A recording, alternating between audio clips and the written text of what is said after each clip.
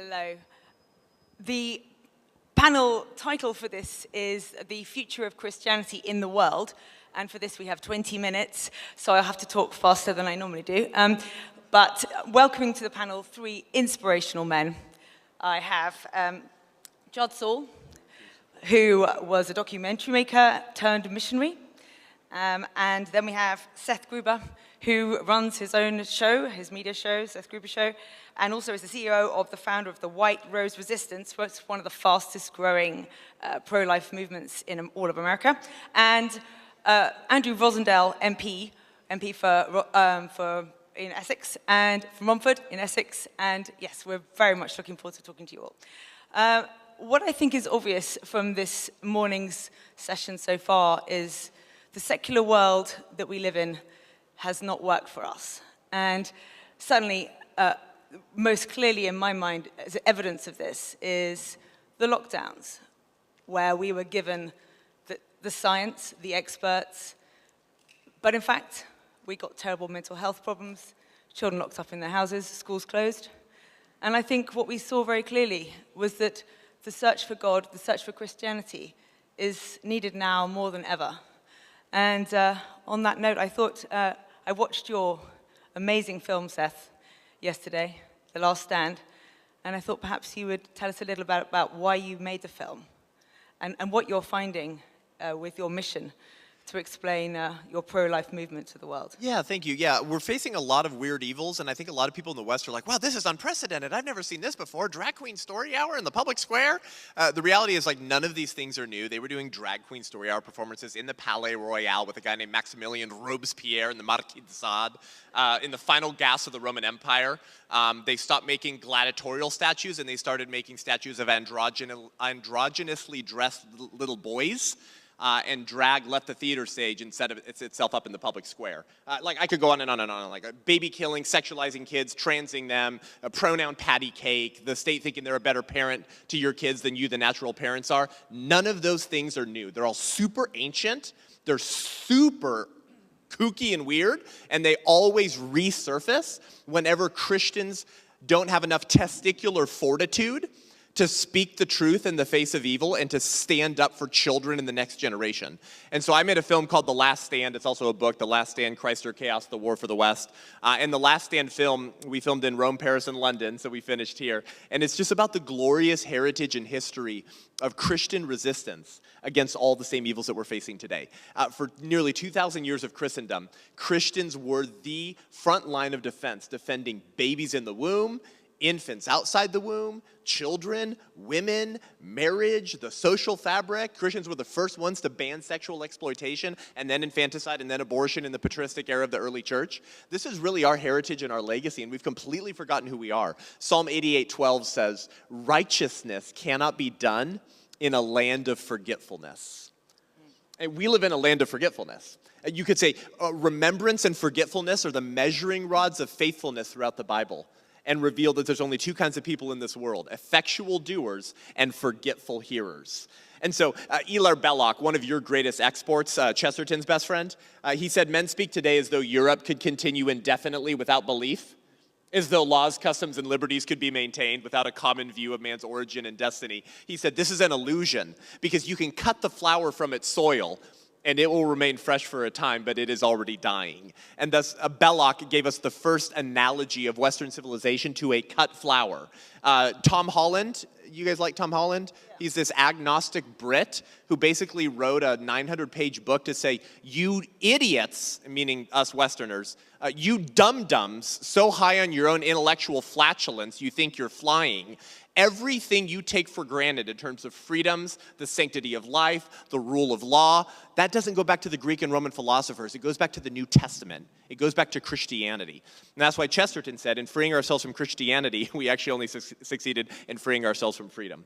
But why do all of these things matter? Because when a nation murders its own children, celebrates sexual chaos and debauchery, it's already committing civilizational suicide, and the strong gods will come back in and take its place. And you're experiencing that right now. It's called Islamification.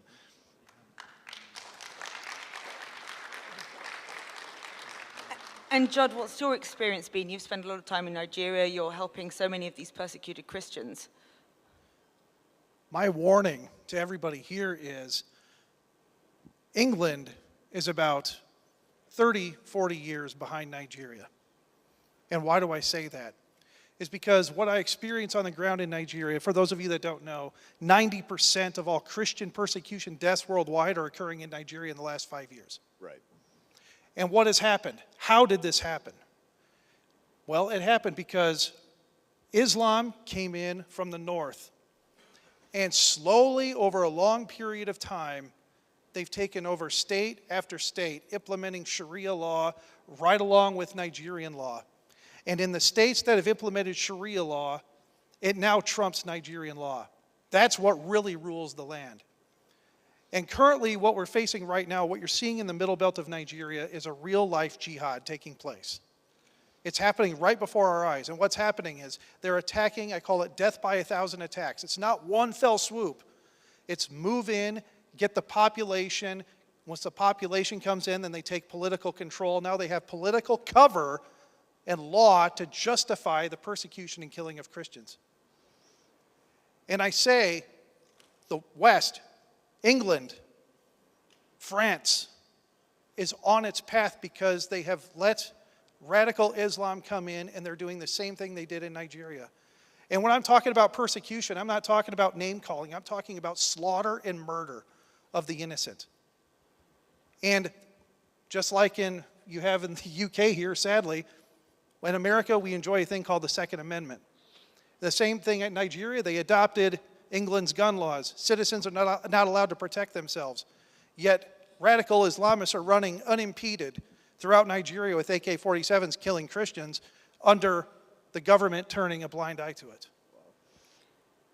So what are you doing to try and help? As an organization, so I'm president of Equipping the Persecuted, and we are on the ground responding to these attacks within 24 hours with food aid and medicine. But what separates us from other organizations is we're not afraid to work with village security teams and try to do everything we can to mitigate attacks, stop attacks, and save as many lives as possible. But the West has turned a blind eye to what's going on in Nigeria, but they're also turning a blind eye to what's happening in your own backyard. It's absolutely fascinating to see that a continent where actually Christianity is growing, and it's one of the optimistic centers of the growth of the church, is suffering so badly, and is clearly a very great sign to us in Europe. If it can happen there where the church is strong, what will happen to us here?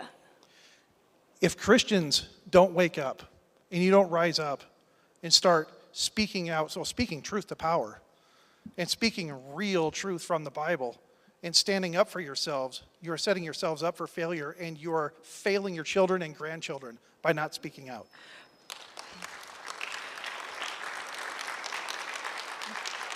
Andrew, I mean, famously, we don't do God here, Alistair Campbell told us in 2003. And certainly, 20 years ago or so ago, I started not wearing my cross because I thought I didn't want to offend anybody. I wouldn't want to show an obvious sign of my Christianity. And I've come back to realizing that was a very foolish position. But you, I'm sure, agree with me that it's not, the difference between America and the UK is quite profound in terms of our ability to speak out about our Christian faith. And I don't know whether you agree that it's so important for us to return to the sense of our laws being made from Christian faith.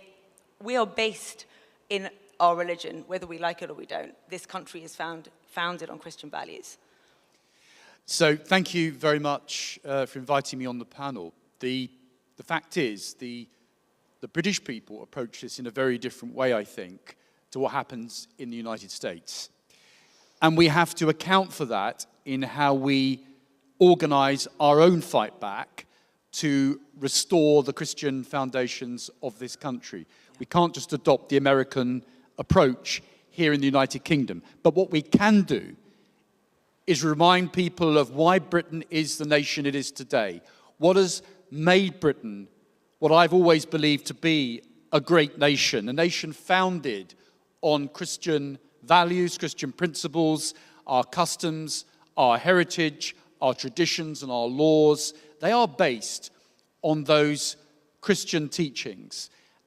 And I've watched in my time as a member of parliament and throughout my life how those ideals have been watered down and diminished by government at every level, in institutions of the state, in schools and educational establishments, losing that heritage. So young people grow up not to understand who they are, what is the foundation of the society they're living in, and almost in some institutions becoming disdainful and disrespectful of that Christian heritage, which I believe is so important to the development of this country over many centuries, but also to our future. If we lose that, we are going to be diminished, and I'll tell you why. When the king has his coronation, as we saw 3 years ago, a crown is placed upon his head. The symbol of the crown is crucial. It demonstrates the king's sovereignty on behalf of the people in defending our laws and our country. But at the top of the crown, at the very top, is a cross. He is the head of the church, and it is his job to defend the Christian faith of this country. The crown with the cross on the top should say to every British citizen, that symbol should say to everyone, even those who are not Christian, that we are very fortunate to be in a country which is founded on those beliefs and traditions. If we allow that to be cut away, watered down, diminished, or removed, what future are we handing over to the next generation? By taking away that Christian foundation, we are opening up sectarianism. Yeah. We're opening up an opportunity for other religions and other cults to come in and try to take control and have domination. Yeah. Whilst we have those Christian foundations in all of our walks of life, in our institutions, then the basis of our society is strong. Once that's removed, we undermine the very foundations of the nation itself. Absolutely. Can I add to that? Please. Because that's so beautiful. And I want to extrapolate on that, because thank you, that's so true. Cardinal Henry Edward Manning told a young Hilaire Belloc at the turn of the century, he told him all human conflict is ultimately theological. This panel is called The Future of the Christian World. Yeah. All human conflict is ultimately theological. I'm here as an American millennial, by the way, we're not all gay, to simply ask you the question, when you've looked at the West and your country in the last, let's say, 10 years, am I the only one who's thought, like, this doesn't make any sense anymore unless I have a biblical worldview and spiritual lenses? Like, some of this stuff seems so dark and twisted and depraved that I don't have categories for it except theological categories. Am I the only one? Am I speaking too much like an American? That's how I feel when I look at what's happening across the West right now. And you know, a great example of this is the weird relationship between the sexual liberationists and the Islamist jihadists. It's the funniest thing ever. But it also shows you how spiritual the culture war that we're dealing with is. So in New York City, we elected an Islam jihadist, okay? Literally, okay? And it's like, but wait, New York City is the gayest city in America. It's the most rainbow cult, homosexual haven in my entire country. They elected a man who follows a faith who believes the best way to treat homosexuals is to kick them off of skyscrapers. That's funny. You can laugh, Brits. That's like, wait, you guys are like accusing Christians of being like the real threat and we hate homosexuals. You just elected an Islam jihadist as the mayor of New York City whose faith teaches kick homos off of buildings. And you're like, that doesn't make sense. It does if you have spiritual lenses. This is the ancient principle of the enemy of my enemy is my friend. What's the one thing that unites feminist sexual liberationists, weirdos, and Islamists who are not down with the gay stuff? Oh, and by the way, they don't abort their babies either. And they openly brag about this. The Muslim Brotherhood theorists brag about how we're going to take over the West by the wombs of our women. We're going to outbreed you. Just so you understand that, they openly brag about that. So they're not slaying their children and they're not down with the gay stuff. What unites them? They're all Christophobes. They're all Christophobes. The one thing that unites them is the hatred of the faith that built the West. Otherwise, they have nothing in common. Should that not awaken us and give us spiritual eyes to see, holy moly, the culture war is just a proxy war for a far deeper spiritual war. Secularism is a gay, weak, small g God that cannot anchor a society or man's identity. It's a placeholder for something far darker coming down the pike. So, although Christianity is still the largest religion in the world, it is, of course, the trajectory is going down. And what's so interesting is, one worries about invading forces or all sorts of things that could happen. But actually, one of the main things that's interesting is the fact that you pass your faith on by having children. You pass your faith on just very naturally. You don't need to have a fight about it. It just becomes a natural thing. And that is an interesting problem that we have, that many people are not having children now. They don't want to have children. And perhaps that's something, what do you discover in Nigeria about that? Is there evidence that there's still huge numbers of people having lots of children, or is it also being affected there? Africans don't believe in aborting their children. You see an explosion in Christianity happening in Africa. Because where's Christianity exploding most? It's exploding in Africa. Right. Why? Partially, they don't believe in aborting their children. And we're seeing a growth in Christianity for that exact reason. But I also want to point out one fact that needs to be brought up, and I want people to understand this. I want you to think about this. Name me one country in the world that has ever been de-Islamized without conflict. There's not one. There's not one Islamic country that has taken over Christian nations that has been de-Islamized through conversion.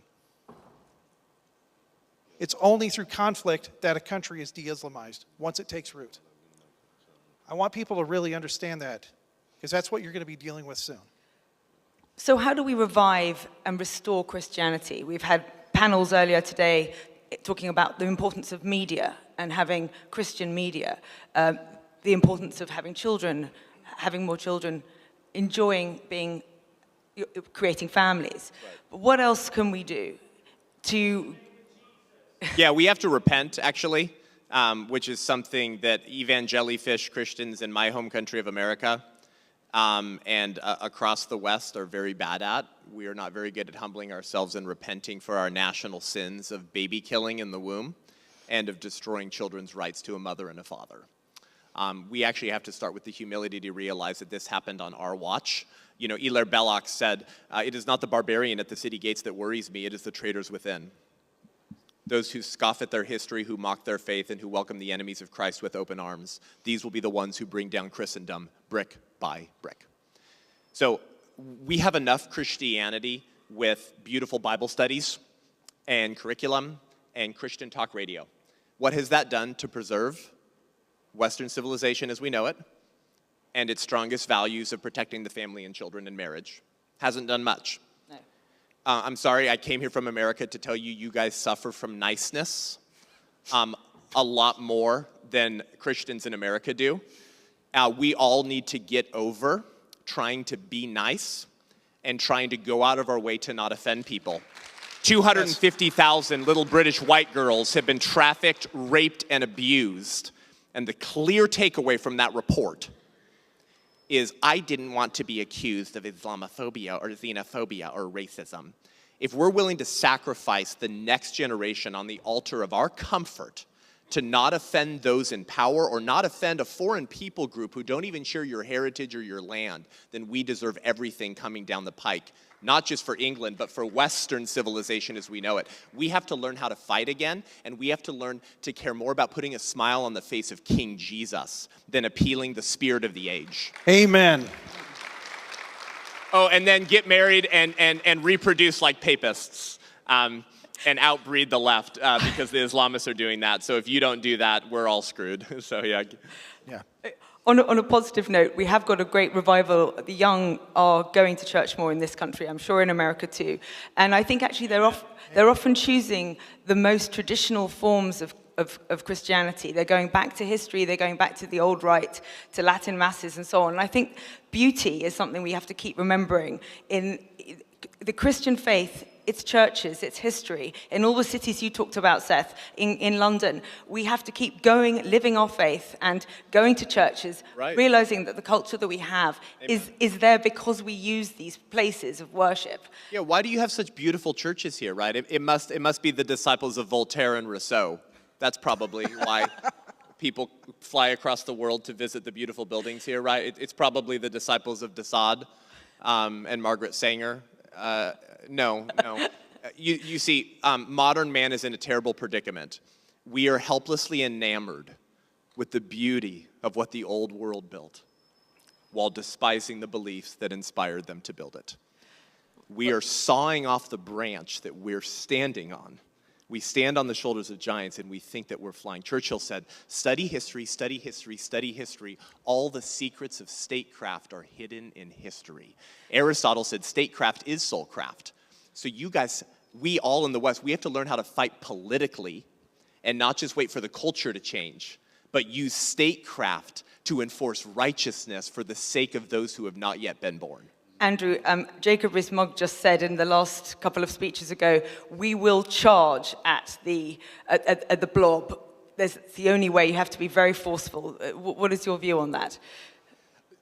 So, this is a British audience. Yeah. And I want to talk to a British audience about how we get this right in Britain. For too long, I've watched politicians, state-funded institutions, educational establishments gradually diminish all of this and rip it away. And no one has objected. No one had stood up to it. We've allowed this to happen gradually and quietly, but we will, ladies and gentlemen, pay a very heavy price. The next generation will pay a very heavy price if Britain, the United Kingdom, the British Isles lose our identity, and that is founded in those Christian values and those Christian traditions and heritage that I spoke about earlier. So as a politician, as someone here who isn't representing a religious organization, from a constituency, actually not too far from here, which has at least 30 to 40 different churches of all denominations, I am proactive in promoting the Christian heritage in my constituency. I have had every year a Christian service at Christmas at my headquarters in my constituency where Salvation Army Band have come to play, and I've invited all the local organizations to take part in the carols around the Christmas tree. I go to the churches regularly. I go to the schools. I talk about the Christian heritage. I mention about the crown, as I said earlier, the cross on the crown. And people don't realize that. They don't, if you talk about the ultimate power in this country, which is the king, the sovereign is his majesty, he wears the crown, that sort of puts it all together. It explains that everything we've got in this country is interlinked, from the Christian faith to the monarchy, through parliament, our laws, our traditions and customs, and these go back hundreds and hundreds of years. And new countries like the United States, which is only 250 years old, they inherited all of that from these islands. So we gave them that heritage as well. Our problem is that too many people in this country have forgotten that, or they've been taught to dislike it or to despise it. We have to fight back, but we mustn't do purely on religious grounds. This is a cultural thing. This is about cultural Christianity. Even people who have no faith or other faiths, they should respect the cultural Christian heritage of these islands. If we lose that battle, we lose our country. Thank you so much. I'm going to have to wrap up now, but just to say, please watch Seth's film, The Last Stand. Go to the stall, Equipping the Persecuted, which is next door, and you can go to the last. I think this topic needs a whole conference of its own, so I hope that we'll create that by next year. Any church can host a screening at the laststand.film if you'd like to host a screening at your church. Yeah, thank you very much. Thank you for the panelists. Thank you so much.